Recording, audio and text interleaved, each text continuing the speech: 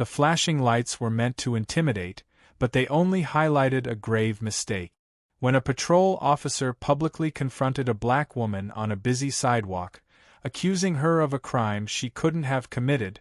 he expected a submissive arrest. Instead, she revealed a truth so powerful it forced an immediate, humiliating stand down. The afternoon sun was relentless, reflecting off the glass skyscrapers of the downtown business district where the rhythm of the city was a constant, driving force of pedestrians and traffic, and Dr. Elara Vance was walking toward her parked car, her mind occupied with the closing details of a major community healthcare initiative, when the sharp, authoritative chirp of a police siren cut through the noise, followed by the heavy, hurried footsteps of Officer Miller, a man whose badge seemed to weigh more than his sense of judgment, and he stepped directly into Elara's path, his hand resting on his holster in a gesture of unnecessary aggression that caused several passers-by to stop and stare, and without a greeting or an explanation, Miller demanded to see her identification, his voice loud enough to ensure the gathering crowd heard his accusation that she matched the description of a suspicious person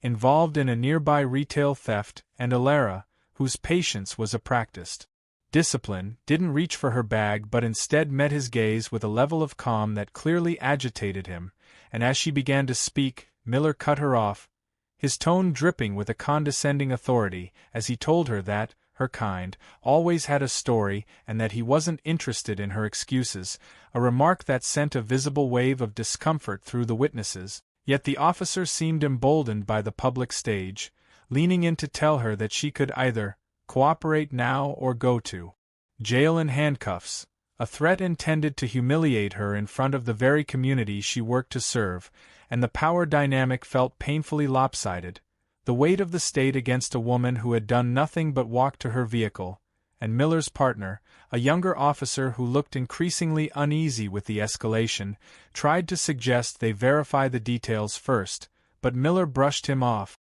his ego now fully invested in this public display of dominance, and he reached for his handcuffs, the cold metal clinking in the quiet air, a sound that signaled the ultimate escalation of a routine stop into a life-altering injustice, yet Elara remained unervingly still, her voice a low, steady vibration as she informed Miller that he was making a mistake that his department couldn't afford, a statement he met with a mocking laugh, entirely unaware that the woman he was about to arrest was the one person who held the power to audit his entire career. What turned the confrontation into a moment of staggering accountability was not a protest or a plea, but a single, high-resolution image Elara pulled up on her phone, which she held out for Miller's partner to see, and the young officer's eyes widened as he looked from the screen to Elara and then to Miller, his voice cracking as he urgently told his partner to stand down right now. But Miller was too deep in his own narrative of authority to listen, and he pushed past his partner to grab Elara's arm, only to be stopped in his tracks by a black SUV that screeched to a halt at the curb, and from the vehicle stepped the chief of police and the city attorney, both of whom looked like they had seen a ghost as they realized they had arrived just in time to witness their own officer assaulting the newly appointed chairperson of the Police Oversight and Reform Commission, and the stand-down was instantaneous and absolute, a physical shift where Miller's hand dropped from Elara's arm, as if it were white-hot iron, and the silence that descended over the sidewalk was heavier than the noise that preceded it, a vacuum where Miller's arrogance was replaced by a pale, sweating realization that the woman he had just publicly labeled a suspicious person was actually his superior's boss, and Elara didn't scream or demand a badge. She simply looked at the chief and stated that she had been conducting a live field audit of officer-civilian interactions, and that Miller had just provided the most damning evidence possible for her upcoming report, and the payoff was the immediate, on-the-spot suspension of Officer Miller, his badge and service weapon being stripped from him in front of the very crowd he had tried to impress with his power, a moment of poetic justice that saw the hunter become the hunted in the span of 5 minutes, proving that the greatest threat to a bias system is a person with the authority to see right through it. From a wider lens, the sidewalk confrontation was the catalyst for a systemic earthquake that leveled the department's old ways of operating, a demonstration that while a badge grants power, it does not grant immunity from the law or from common decency, and Alara's experience served as the centerpiece for a citywide reform that mandated body camera transparency and third-party oversight for every stop, turning her personal moment of profiling into a public foundation for civil rights, and the moral of this dramatic encounter was delivered through the shuttering of the stop and frisk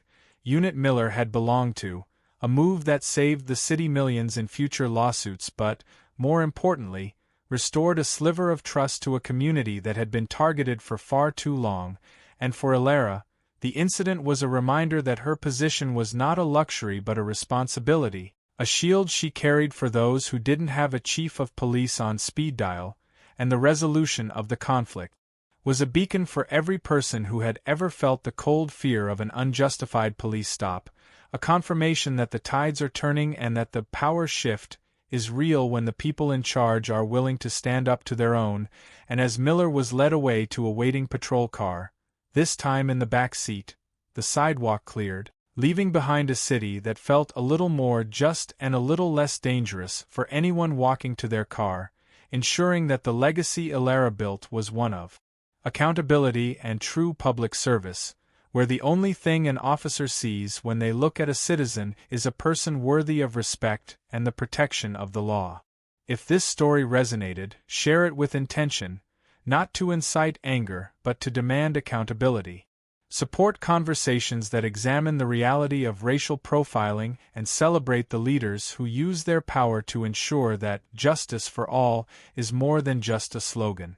Follow for more stories that center on systemic reform, quiet authority, and the satisfying moments when the truth finally forces a stand down. Because a badge is a symbol of public trust, and that trust must be earned every single day, on every single street corner.